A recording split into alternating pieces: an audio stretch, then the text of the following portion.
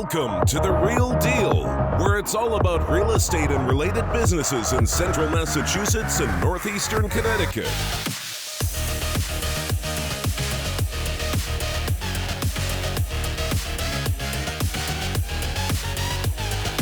And now, your host, Anthony Chabot of Chabot and Associates.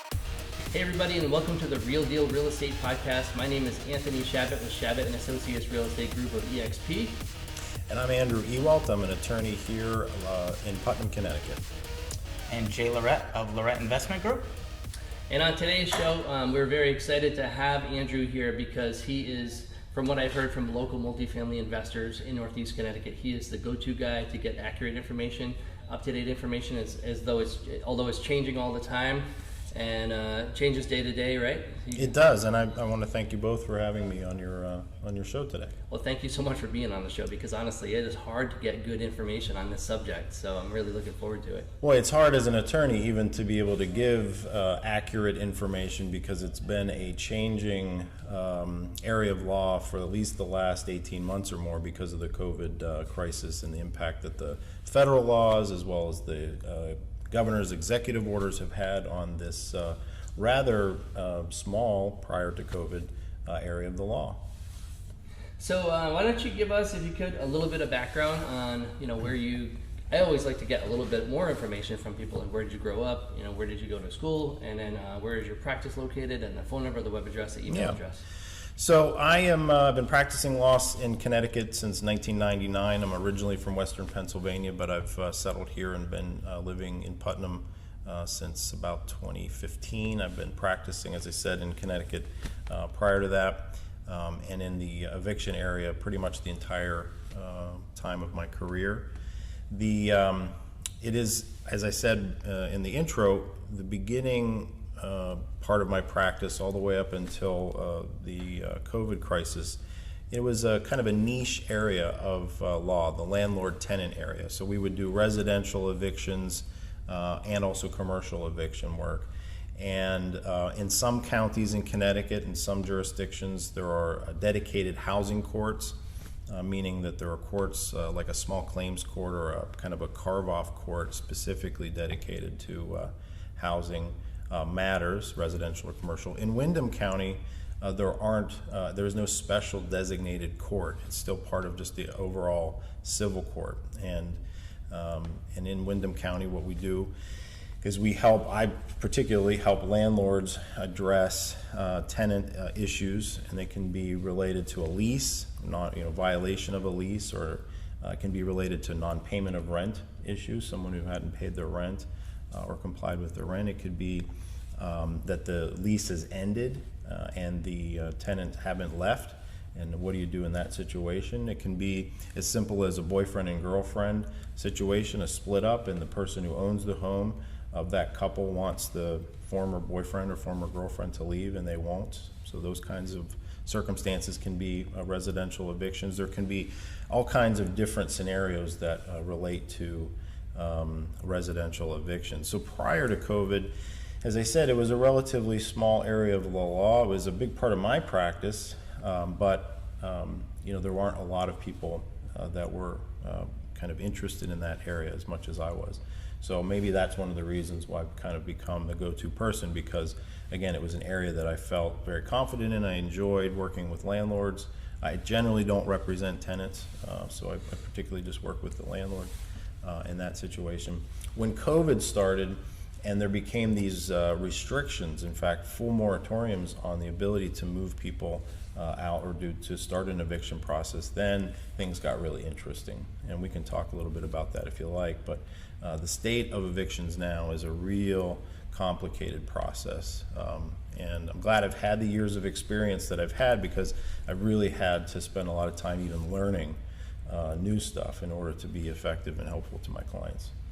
It's all great information. All those topics are definitely hot topics. I'm going to show your website for a minute here and talk about how people can get in touch with you, your phone number, your email address, and your web address, so that people can reach out to you. Yeah, as I said, my office is in Putnam. I'm on South Main Street, 16 South Main Street. I have a website, Ewalt, EWALT.com. You can get more information there. You can find my email address, which is pretty simple. It's my last name plus law, ewaltlaw@gmail.com.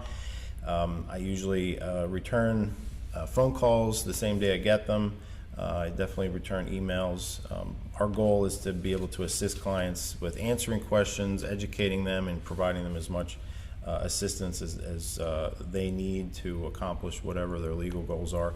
Evictions aren't my only area. I also do a lot of family law work, things like divorces and custody and so forth, so you'll see that information. But we're here today to talk about the eviction side and the impact that that has on many people in this community who are just trying to get the opportunity to make a living for themselves, to provide reasonable and decent housing for the community, and have in many cases been horribly taken advantage of by misinformation from the government, lack of good programs in place up until recently for rental assistance, and some tenants who really have taken, in my opinion, some advantages of those things. Some to their benefit and some to the landlord's benefit, but ultimately the goal is if these there aren't solutions that are being are offered through the landlord-tenant relationship, and the court needs to be brought in as part of the resolution of the matter,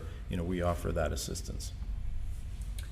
Well, it's all really good information. The one that I'm most, or actually another subject or topic I think that you didn't mention that I think is one that I have a lot of questions about is, and I've been talking to attorneys about this recently, how much notice do you have to give to get a showing on a property, on a multifamily? Because it's, when you have a 9-unit multifamily and you're trying to get 9 tenants to agree to an inspection at the same time, it can be tough. Yeah, those are good questions, and I think the law is specific to Connecticut, which is the area that I practice in. So only in Connecticut, if you need assistance in other states, because we're close to Rhode Island, we're close to Massachusetts, we can refer people to good attorneys in those states if that's what they need.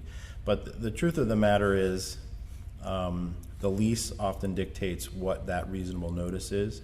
There's notice based on emergencies, so or there may not be notice necessary under emergency circumstances, but reasonable notice is something where somebody's asking permission to come into the unit or the premises for a particular purpose, in this case, say showings. What I definitely advise my clients to do is give notice where you give some options. So you would say, this is what we're doing, and you would do it in writing. This is what we're doing. These are the dates and times that we're offering you, various times. You try to work around what you might know to be their work schedule or their lifestyle schedule or whatever. But you don't give them, you don't say, hey, when's a good time for you? Because they'll either never tell you or it won't be a good time, for what you're trying to accomplish. You give a couple of different options. You give enough time, 2 or 3 days, and you say, if I don't hear from you, or if you haven't done, if gotten back to me or what have you, then we're going to select the one that works best for us. So that's kind of a way of working. That's kind of a way of working around the idea that you're going to wait for them to respond, or you're trying to get their permission. Again, it depends on the lease, but generally speaking, you want to give options. You want to give reasonable options during the daytime, during a person's availability time. So if they work in this area, a lot of different shift hours, maybe it's not as convenient for them to come early in the morning because they may be sleeping or something like that. So those are things to keep in mind. The other thing that's really been frustrating is that, and this is an honest kind of circumstance, at least with our county and the courts here, if somebody doesn't give you access, if the landlord is not given access, even asking permission, there really is not much more that can be done at this time. There are options through the lease, potentially, or through the statutes to start an eviction because of the lack of granting access or violation of the lease terms. But again, that doesn't give that certainty and that instant need, or that the kind of instant gratification of having somebody respond and then having, let's say, a realtor come in to do a showing of a particular prospective buyer. So the reality is, with COVID, what we're finding is that if you ask politely, if you give them options, you try to work with them, and most of the time that works. But if it doesn't, there really is no recourse, or at least a recourse that's going to satisfy the kind of short-term options that the particular landlord is looking for. What is the current state of the moratorium on evictions? That's a great question. So the moratorium was really in place from last summer and into the end of July of this year. There had been caveats or kind of carve-outs for various options that became available this past fall. One of the things that I tell people now is that the moratorium, meaning the restrictions on starting an eviction, which were in place up until, as I said, July 31st, have been lifted, but they put new restrictions in place. So prior to with the prior governor's executive orders with moratoriums, we had to consider, we could only consider what we called serious non-payment of rent, which was more than 6 months of non-payments.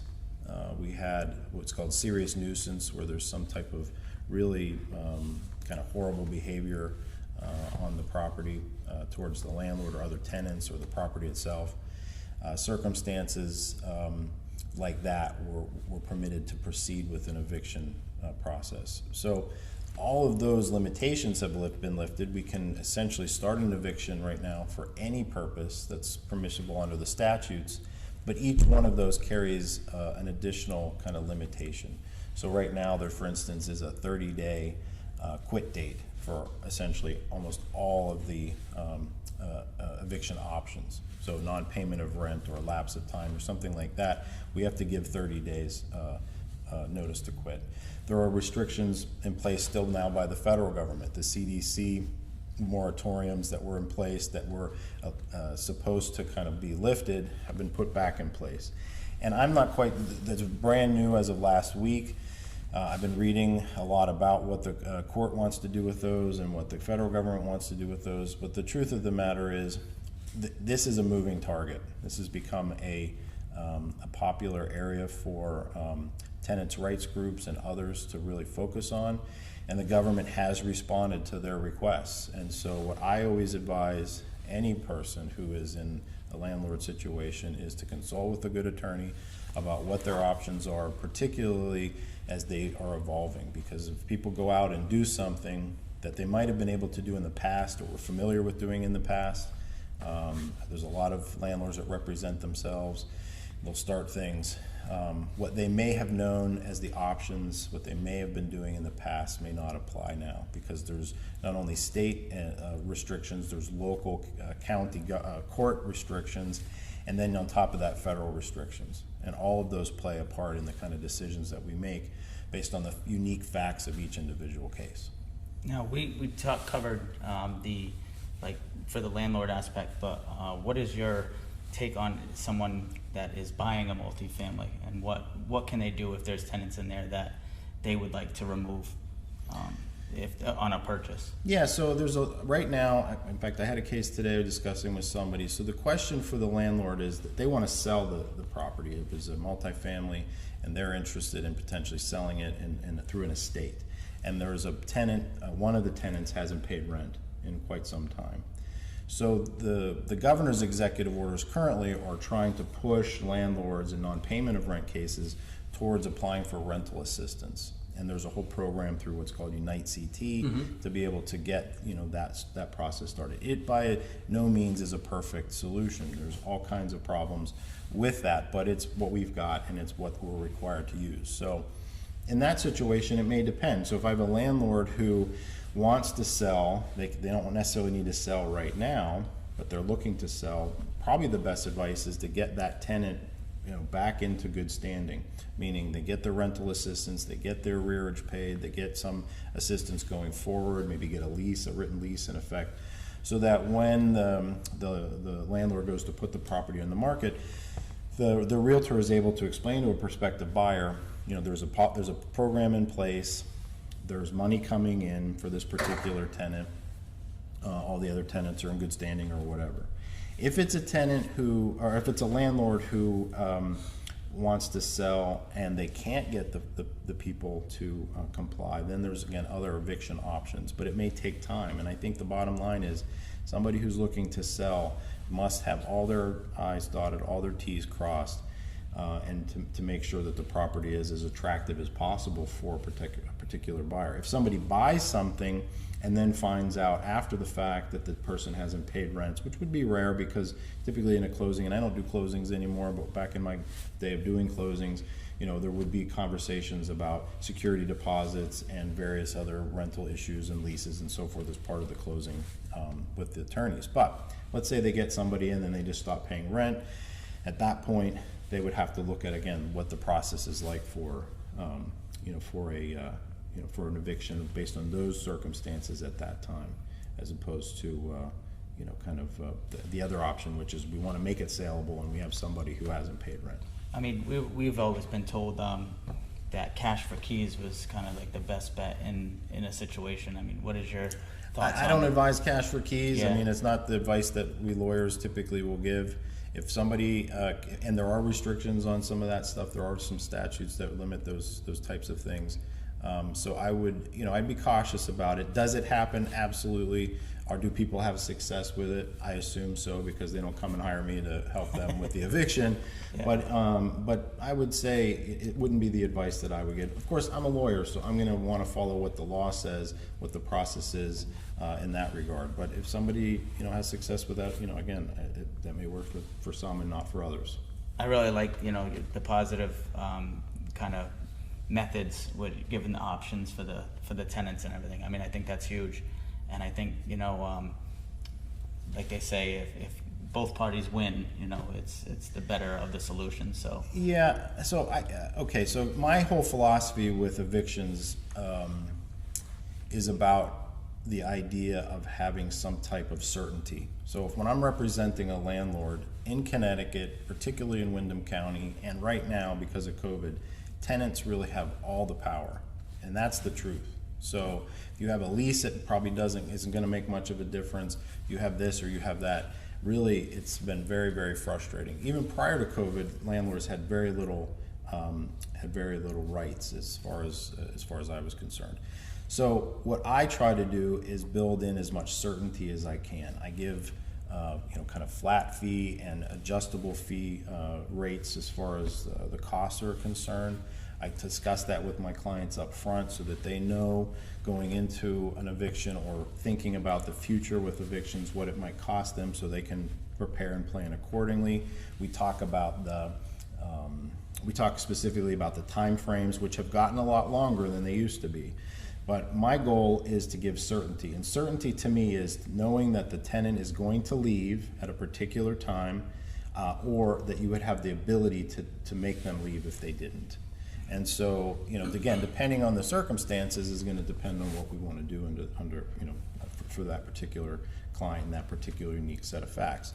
But if it's non-payment or it's lapse of time or some other thing, again, I adjust accordingly, and we try to move the case as quickly as we can. So we're making sure that those deadlines and those dates are followed, even if they're a lot longer than they used to be. The day after that something is intended to be like a notice to quit, if they haven't moved out the next day, then we're serving them with the next round. So we're moving the case the best way we can, given whatever our options are. Yeah, that's great stuff.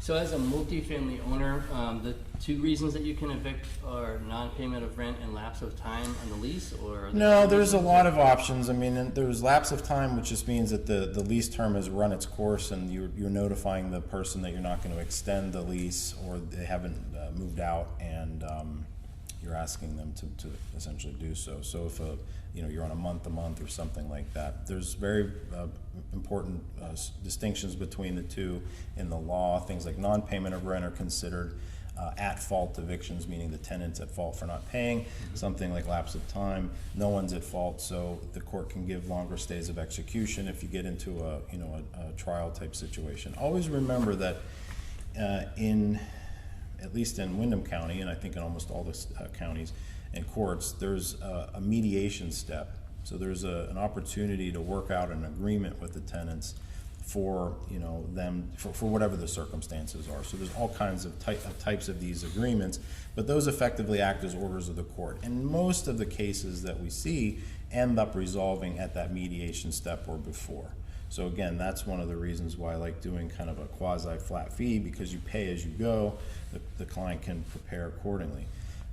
If we end up in a trial, which when I start a case, I always think about what's the end result. What am I going to have to prove in front of a judge? And that's not always what a landlord wants to think about, but ultimately that's my job. So I'm thinking about the end, you know, even though we're starting at the beginning. And so thinking about those types of things, you know, also means, what are the facts? Give me a copy of the lease. How many payments have there been? What's the time frames? What are the communications you've had? What is the, you know, this, that, or the other thing? So it's actually a lot of moving pieces that need to be pulled together for these types of cases. And particularly now, if you mess up at the beginning, the whole case can be dismissed, even at the end. If the court catches it, they'll kick it, and then you have to start over. So you want to make sure you're doing it right from the beginning. So when you say if you mess up in the beginning or at the end, what are some ways that you can mess up in the beginning or the end? How many days are you supposed to give till the notice of? Well, right now, 30 days on everything. Mm-hmm. And that's in place, you know, for quite some time, until this new current executive order runs out at the end of September. And I'm guessing, without knowing for certain, that they'll extend it, because that's all they've been doing. Wasn't it 10 days for the notice? Well, it depends on the type of cause of action. You can do really kind of a 5-day notice, 6-day notice on a thing like a non-payment of rent, but that's done away with. The current law is 30 days. So if you start an eviction, you serve a notice to quit, you have to give 30 days based on a current executive orders. So what is a notice to quit? I'm sure a lot of people out there have never heard. I hear it all the time. I know it's the start of the eviction process, but why do they call it notice? Well, it's to quit possession, and it's a legal term to leave, essentially. So you're giving notice of when you want the person or the tenants to leave, and what reason for why, you know, you want them to leave. So essentially you're giving them that notice, and you're complying with what the statute or the governor's executive orders are regarding the time frame. And some were given shorter periods of time in the past prior to COVID, and you know, some are given longer. Now they're just all given, not all, ones were serious nuisance or really, you know, kind of emergency circumstances, they're not. But those cases are hard to prove, so you really want to make sure your ducks are in a row. But other than that, it's 30 days right now, and hopefully it'll go back to the way it used to be at some point. But right now, it's 30 days. So lapse of time means that the lease has expired, right? Correct. And then, so that's just the time of the lease. So if the lease is a 1-year lease, at the end of the year, it's at the end of the year, if they haven't left at the end of the year, or you're asking them to leave, you would serve them, you know, ahead of time, giving them notice that they are to leave by the end of the lease, or at least, you know, that's what it was. Now you have to give them not just the end of the lease, but 30 days. So if somebody wants to sell their multifamily home complex, and the buyer needs to have one of the spaces vacant, and the leases have expired, and they're basically have defaulted to month, right? Correct. Which means that it takes the existing terms of the lease that they had, and they basically just extend it month to month. Yeah, it just goes into basically a month-to-month extension of the terms of those leases. Okay. Yeah. So if the leases are expired, he can just sign the purchase and sale agreement, and then give the tenant notice of whichever apartment the buyer needs to have vacant, and then in 30 days that apartment will have to be vacant by the tenant? Or again, it depends on the type of the cause of action. I mean, ultimately, prior to COVID, yeah, if the person wanted a particular unit to be empty, they would start that notice ahead of time, give the appropriate amount of time. If the people didn't leave, then they would start, you know, the eviction process, which is the lawsuit step. It's actually serving them with the lawsuit. You haven't complied with the notice, and we would like you to leave. And we're going to have the court do that unless you choose to do so on your own. Did you say, just out of curiosity, did you say where you grew up? I'm just curious. Western Pennsylvania. Okay. They have a bit of a I noticed a little bit of an Western accent. Pennsylvania accent. I wasn't quite sure where it was from, but I noticed a little bit. I'm a Pittsburgh Steelers all the way. So. Awesome. Jay, did you have any other stuff? I have a couple others that I can think of. Yeah, go ahead. But, all right.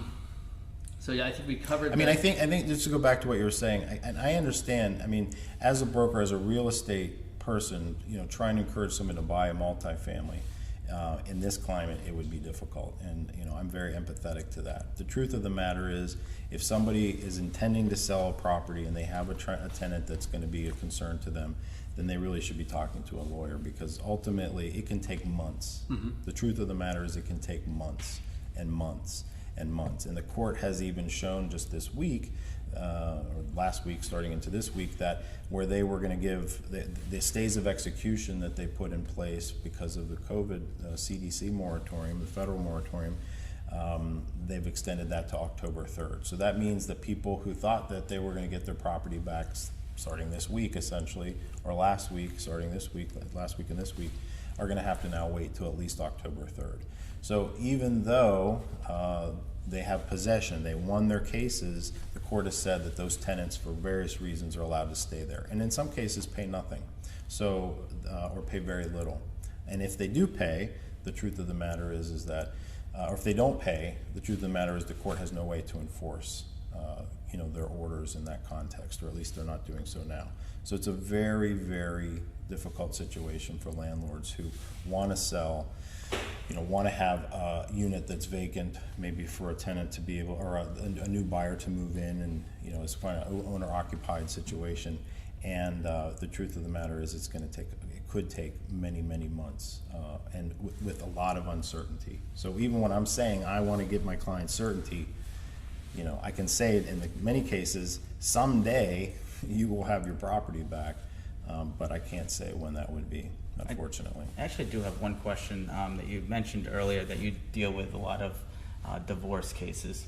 I've had a couple reach out to me about real estate and renting and such. And what would you suggest, or what advice could you give that for someone that's going to go through a divorce with their property, and maybe they can't come to a compromise of who's going to get the property or what? Like, what are your... Yeah, I mean, ultimately that's a difficult situation. So if my family law practice is cut in kind of two parts. One, I represent individual clients as their attorney, and we advocate their positions in court. So like you see on TV, it's a divorce case. I also have a separate mediation business called Progressive Mediation Center. We work out of the same office, but it's really intended to be a cooperative divorce kind of resolution service. And in that situation, people get and resolve their divorces much quicker for less money. And in cases where there's real estate, come up with court orders much more quickly. I help them facilitate that. I help them negotiate that. I help them figure out, what would be the best solution for them. And then ultimately turn that into a court order that they can rely on. So if it says we're going to list the property for sale within a certain number of days of the dissolution with a particular Chabot Realty or whatever, ultimately that can be part of that written agreement. And that really is the only way that people who have a disagreement can resolve things, either through mediation or asking the court to make that decision through for hiring an attorney or doing it on their own. Okay. So if somebody, say I'm a multifamily owner, I actually do own a multifamily, 4-family right now. Say I have 2 tenants that are behind. What is the date that I should submit the 30 days after there? So if their payment was due on July 1st and it's August 1st, then I can submit a notice to quit. Yeah, so the statute requires, believe it or not, again, this is why it's very pro-tenant in this state. So if the rent says, if the lease says, or your agreement is verbal or written that it's on the 1st, they actually have until the 10th of the month to make that payment. So on the 11th of the month is when you could start something. And under the current state of the law, you can start a non-payment of rent eviction on the 11th of the month. So in your scenario, it was already 30 days later. When I'm talking about the notice to quit is, the notice to quit then has to specifically say, we'd like you to leave because you didn't pay 30 days later. So really you would have to start on the 11th of the month of July in your scenario and give them until whatever 30 days is after that, sometime in August. You also have to, under the law currently, apply for and seek an application number from Unite CT. That has to be on the notice to quit. So if you don't do that, then you would be in default of the current governor's executive orders, and your case would be dismissed. So again, that's what I'm talking about. There's other things that need to be included on the notice to quit. They're always changing, the moratoriums and the laws and so forth. So kind of consulting with an attorney who's keeping up with the latest, which can be daily in some cases, I think would be really important for a landlord. But keep in mind that the statute says that you have to give essentially 10 days, a grace period, to collect rents, even if it says on the first of the month. Well, you'd be happy to know that Tony and I always say that's an attorney question, so we don't ever try to give that legal You do advice say and that a steer lot. people Yeah. in the wrong direction. And it's tough. I mean, look, even I don't know all of this stuff because, like I said, it changes. They just posted an executive, the judicial branch posted notice on Friday at 5 o'clock, basically discussing all these issues, rescinding executions that they had signed earlier in the week and so forth. So it's very confusing, and you basically have to just be keeping on top of it on a daily basis because it will change on you, really will. So can you go over some sort of ballpark prices for evictions, or do you Yeah, I mean, it just depends. I won't go into the specific. Most attorneys, I would suggest, probably charge on an hourly basis for this type of work, and it really, in some cases, is deserving of an hourly rate. It can be expensive, and I always appreciate the fact that attorneys' fees can be expensive. What I try to do is carve out certain steps. So I have a step 1, a step 2, and a step 3.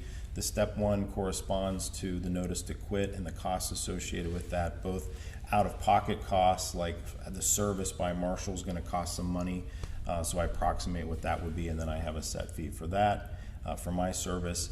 If the people leave at the end of the notice to quit period and there's money left over, we will refund the difference that's left over in our clients' funds for them. If we have to go to step 2, then that means we're preparing additional paperwork regarding the lawsuit.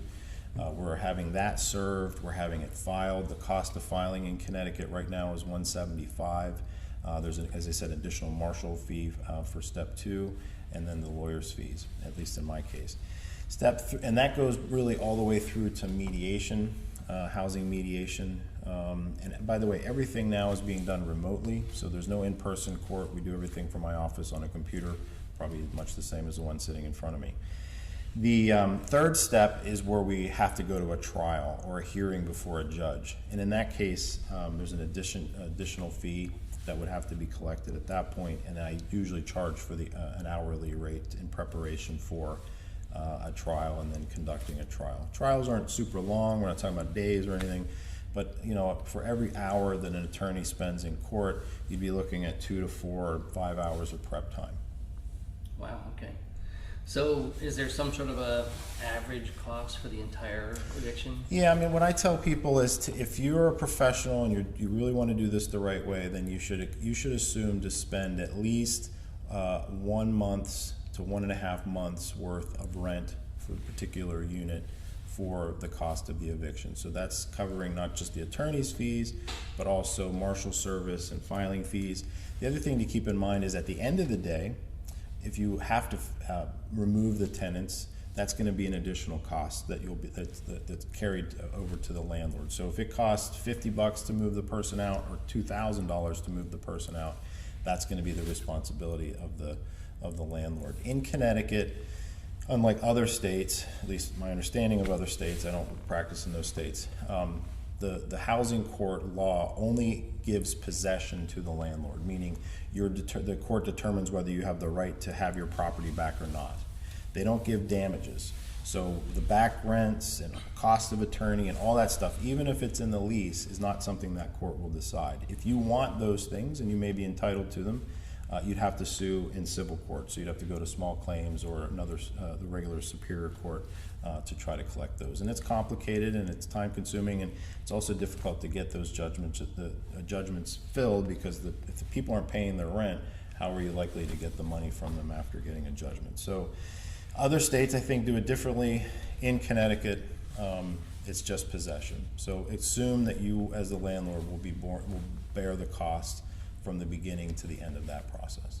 I know a lot of people say, that are investors, that they preach on doing your due diligence ahead of time. Oh yeah. In the end, in the grand scheme of things, in your cases that you've seen, do you think that doing that due diligence would have really prepared them to not have to go through that? Is there like, if they would have done a little bit more, would they have still went through it? Yeah, I mean, I think ultimately the guys that I work with and gals who I work with who do their due diligence from the beginning, really, have an application for their rental, do the research, particularly on a particular tenant, make sure that they get their security deposits, make sure they get their rents and so forth, they tend to have more success.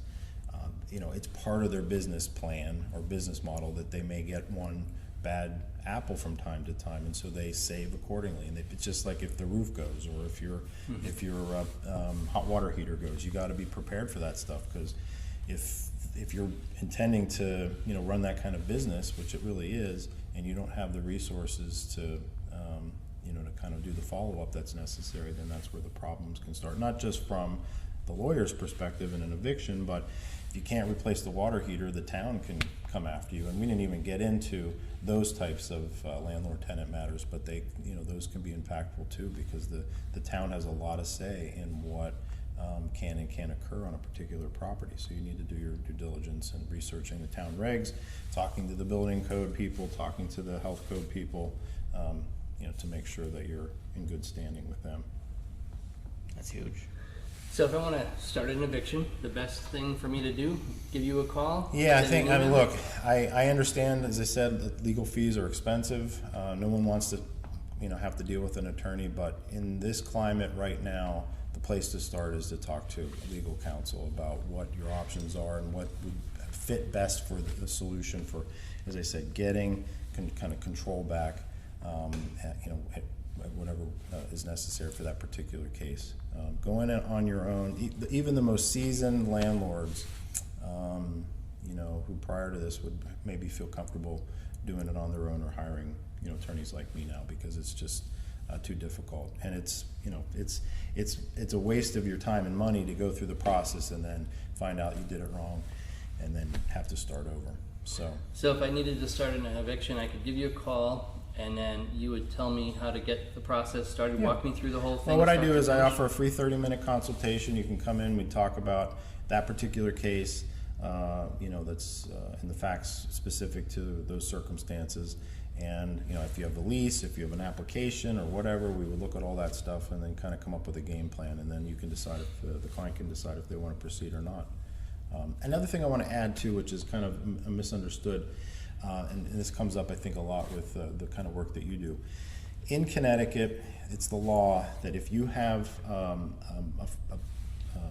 multifamily in an LLC, you have to have legal counsel pursue the lawsuit aspect of the case. So there's been a lot of landlords from time, over the years who have tried to do it on their own. They've had the property in an LLC, the court never found out about it, and they were fine. But the one time that they did, their case got dismissed, and they'd have to start over. So again, the law in Connecticut is if your property is in an entity, a corporation, LLC, something like that, you have to use an attorney. Interesting. Yeah, I'm sure all the investors, I've never heard that before. So. Yep. And it's not in the statute. People are, where do you know this from? It's case law. It's basically case law. So if you were in a county where there was a dedicated housing court with judges that just do housing law all day, every day, that might come up more frequently. In Windham County, we don't have that, so the judges don't often know that stuff. But once they do, they check, and they will. They'll look at those leases. They'll look at the information, and if they see that information on there about an LLC, they'll inquire about it, and if it turns out you didn't have an attorney, that case is getting dismissed. Wow. That's valuable. So what's your phone number, email address, web address? Yeah, so I have an old-fashioned 800 number. It was a good idea back in the day when people didn't want to use their cell phone to make too many calls, but nowadays they don't like when I call. They think I'm a solicitor. It's 844-968-6334 is our number. It's really in Putnam, but it's, I guess, statewide. And you can go to our website at attyewalt.com. You can email me at ewaltlaw@gmail.com. And if you see me around, pull me over and just ask me questions. I'm happy to answer them.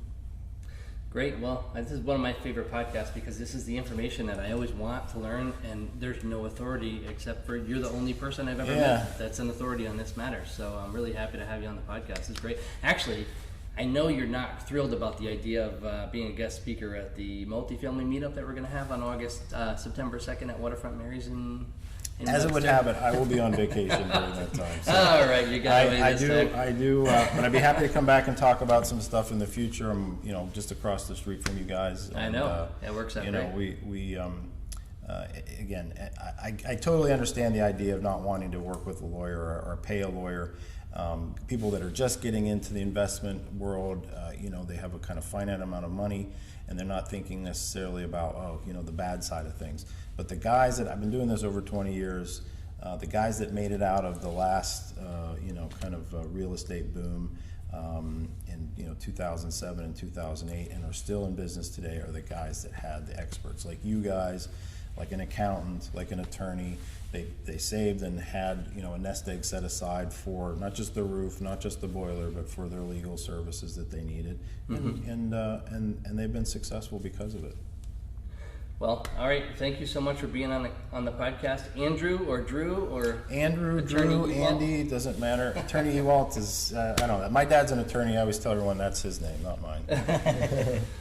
So we're gonna finish it up, and we're gonna promote an event that we do have coming up on September 2nd. It's a Thursday, 5:30 p.m. Waterfront Mary's on Birch Island Road in Webster, Massachusetts. It's a beautiful location overlooking Webster Lake. We're gonna have the #1 multifamily real estate agent in Central Massachusetts as the guest speaker for that event. His name is Brian Allen, and he is from Barbera and Associates of they're in Worcester, and Michael Barbera is the broker for them. I think he's going to be there as well. So a lot of good people, a lot of investors, hard money lenders, and we're hoping to find an eviction attorney that can give a little bit of information on at that event, as well as a hard money lender we're still looking for. So if anybody would like to attend, it's going to be free, it's going to be fun, and we're going to have drinks and food and waterfront beauty. Yeah, sounds Waterfront good. Mary's. So thank you so much for being on the podcast. Yeah, thank you, Anthony. Really nice to have you here, and I hope that we can. Well, I hope that I don't have to talk to you in the future, but I'm going to enjoy talking to you either way. But I hope I don't have to, call you for the Completely eviction. understand. Prepare for the worst and hope for the best. That's correct. I am Anthony Chabot with Chabot & Associates Real Estate Group of EXP. I'm Andrew Ewalt, attorney. And Jay Lirette of Lirette Investment Group. Thanks everybody for watching the show, and we'll see you next time.